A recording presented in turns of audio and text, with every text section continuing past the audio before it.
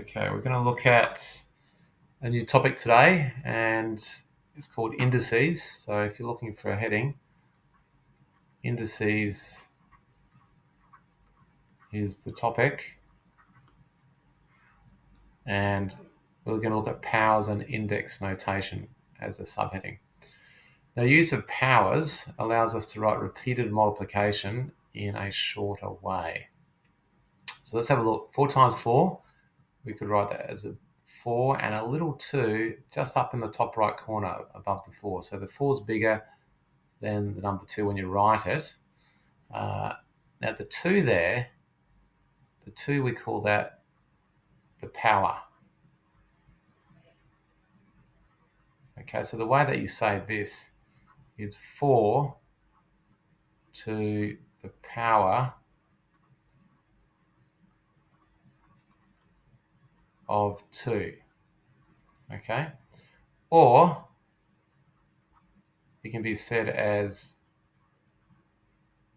4 squared. So anytime you see a power of 2, you can say that power of 2 as squared. So this says 4 squared. Now you can see that's a shorter way of writing 4 times 4. Now what about 7 times 7 times 7? You could write that as 7 and then the 3. The 3 tells you how many times you've multiplied 7 together. Now 3 is the power, just like I mentioned before, that's the power. The 3 is the power. The 7 we actually call the base. So the 7's got a different name, that's the base. So we say that as 7 to the power of 3. Okay, or there's another way you can say it, and that's 7 cubed.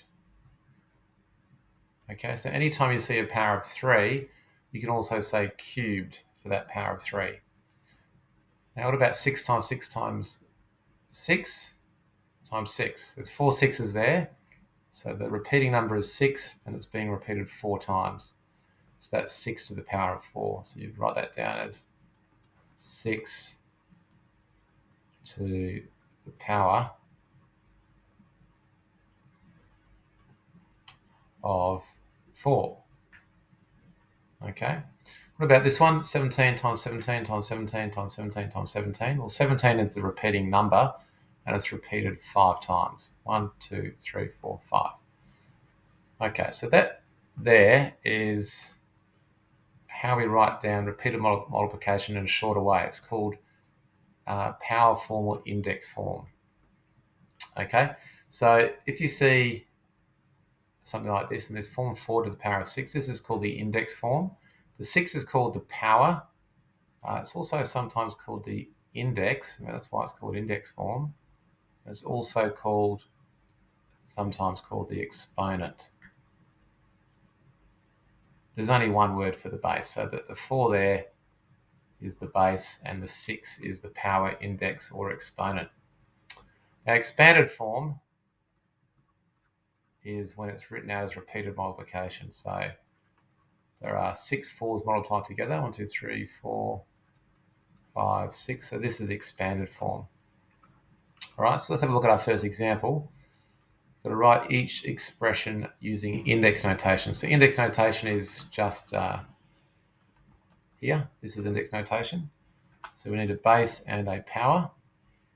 So let's do that. So for the first one there, you've got 6, and there's 5 of them multiplied together. So it's just going to be 6 to the power of 5.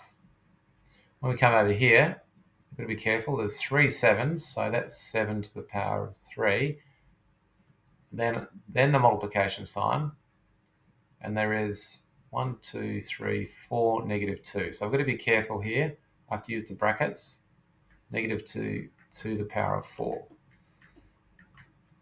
Okay, now we're not going to do anything with the 7 times 2 is 14. Don't do that. You just have to group them in terms of which numbers are repeated together. Now, what about evaluating? Evaluate means find the value.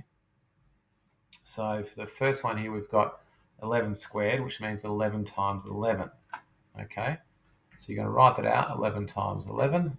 And evaluate means find the value. So 11 times 11 is 121.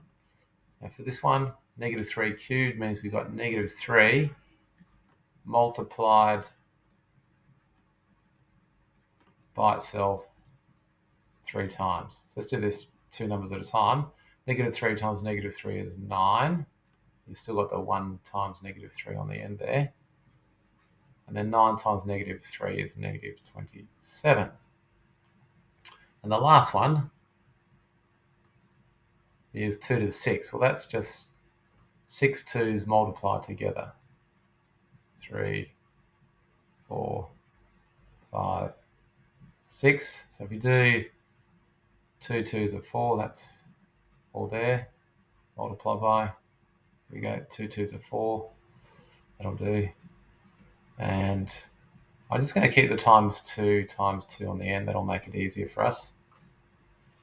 Now, let's have a look. 4 4's are 16. So this is 16 times 2 times 2. And then 16 times 2 is 32. And you've still got the times 2 on the end. And then double 32 is 64. Okay, so that is our lesson for today.